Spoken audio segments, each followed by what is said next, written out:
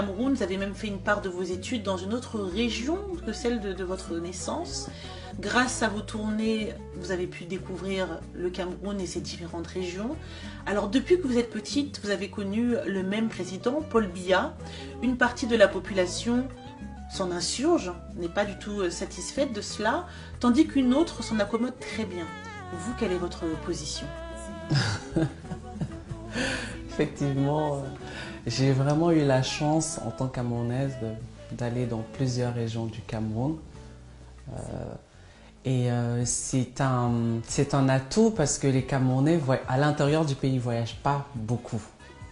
Donc chacun reste dans sa région, reste dans sa ville. Souvent on grandit et puis les autres on les voit toujours comme si c'était un peu des étrangers. D'où l'appellation de l'Afrique en miniature. C'est vraiment un pays qui du nord au sud est complètement différent. Les gens ont des postures différentes, des cultures différentes. D'ailleurs on a presque plus de 200 langues au Cameroun.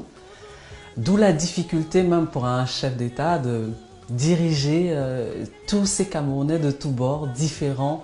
Mais j'avoue que moi, par exemple, je n'ai connu que le président actuel. Qu'est-ce que ça me ferait du bien